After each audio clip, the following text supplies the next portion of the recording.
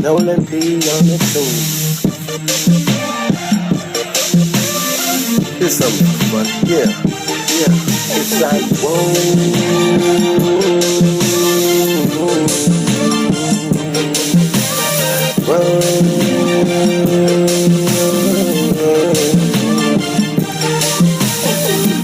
I seen some things in life that might make a grown man cry. And I seen things in life that bring tears to my eyes to this day. What do I wonder this way?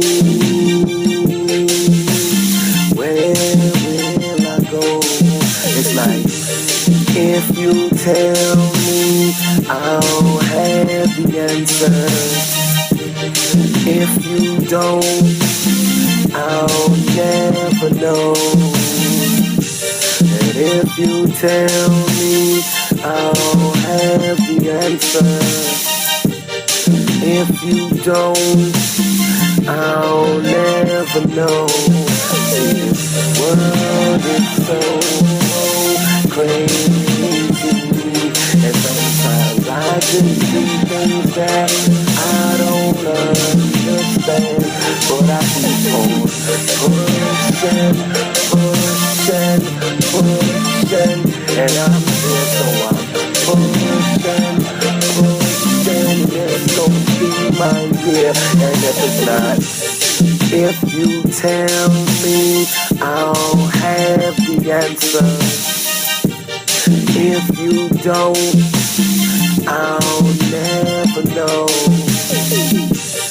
If you tell me, I'll have the answer.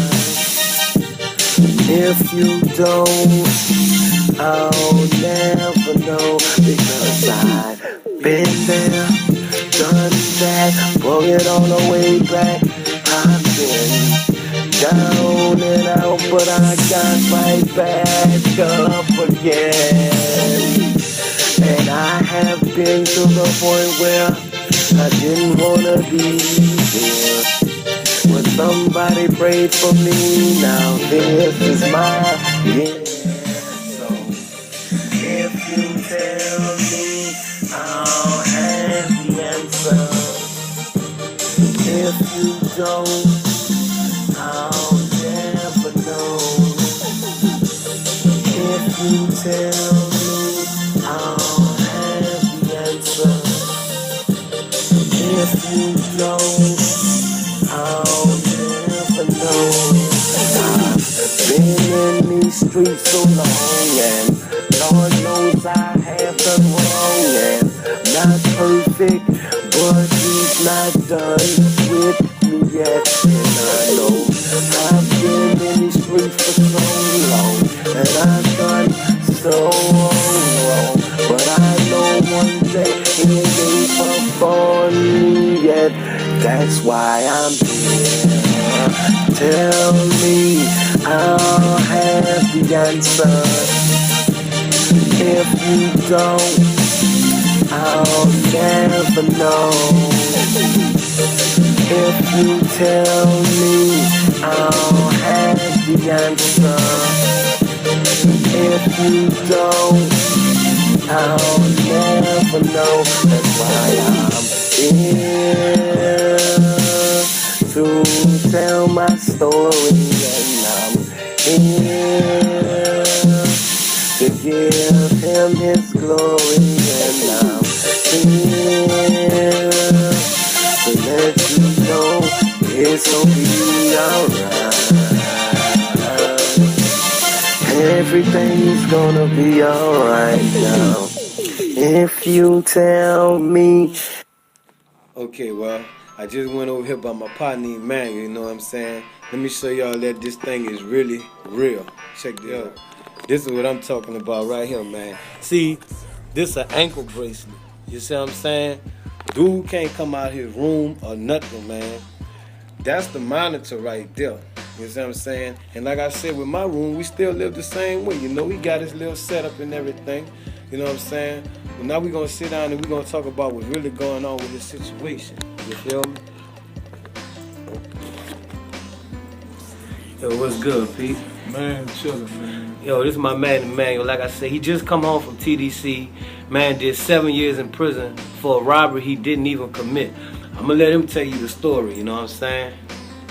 Shoot it to him, homie. Oh, man, you know, pretty much, you know, man come out here trying to do what they gotta do, you know, after the storm. You know, we went through a lot after Hurricane Katrina, you know.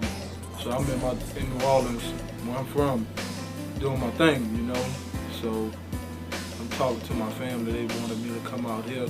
So I come out here, you know. Was out here a year before I caught that charge. Aggravated robbery, you know. Went to Fort Bend. Yeah, they kind of messed over me. Real good. Pinned some false evidence on me. Said the dog smelled my scent in the people's driveway, which put me on the scene of the crime during the trial. So, you know, we had a dog expert, private investigator. My sister, my nephew, my niece testified. That was the house I was at when I left. But the state's witness, which they had 2 people, the man and the woman, come to court, say that they was positive that it was me that night that was in their driveway, which was a damn lie. But then on top of that, what really got me was the testimony came from Deputy Pickett, the proclaimed dog expert, so-called claimed dog expert for Fort Bend County. Now his testimony was 3-4 hours long. The longest testimony out of all 16 witnesses, including myself, that was called. By him saying that his dogs smelled my scent in the people's driveway, which then they led a trail to Burger King gas station where I was at, not too far from there, over an hour after the crime was reported. You know, they came into Burger King, said I fit the description, and took me around to the place. A man pointed me out. That was the only person I saw. But in trial, they come there court line, talking about the woman pointed me out. I never even seen her till the trial started. I never even seen the dog. Never seen the dog. To this day, with the surveillance footage from the gas station or whatever, you know, it never will be a dog. So basically what you saying was, you was going to get you something to eat. They came in there, found you out you was getting something to eat, and brought you to the scene of a crime that you was never at. That's exactly what I'm And saying. you think about justice, people, you know what I'm saying? And the thing is, like I said, the reason why I believe his story, because when you take 2 and 2 and you get 1, something wrong. First of all, you know, I just spent a little time with this cat, and you know, he's a real respectable brother. Second of all, he wasn't involved in no kind of crimes. He coming from New Orleans, he was not no criminal. You know what I'm saying? So he just wasted 7 years out of his life for something that he really didn't do. Now, what we're trying to do is, we're trying to get some get back. You know what I'm saying? We're trying to fight. He still maintains his innocence to this day. He went to trial. He didn't call about it and say, oh, I didn't know. You know what I'm saying? When he filed a lawsuit on the Texas Department of Correction, on the Fort Bend Department of Correction, because I was locked up in Fort Bend too. I went to trial. I'm not going to say I wasn't guilty, but you know what I'm saying? I've seen the way the Fort Bend criminal system works. They don't even have a law library. How can you be locked up and you can't even fight for your freedom? You know what I'm saying? And these are the type of things that you'll be meeting certain people who come from certain situations. Like I said, we've been through these situations, and I'm trying to get out here and show y'all that it's real. It's not just me. It's 1,000 other people just like me and him. And you know, God has put me in their life to sit down and show them how to do things the right way, how to motivate them and keep them on the right track, because who's to say he might snap at any minute? Then you put a monitor on this man. I don't have a monitor. I was guilty of my crime, but he wasn't nice. He still is incarcerated in this room. He can't even come out of his room. And you call that justice? People, we have to take a serious look at what's going on with our black brothers. You know what I'm saying? And it's supposed to be criminal justice system that they have, especially in Texas. We have to have another look at this, and there's something has to be done.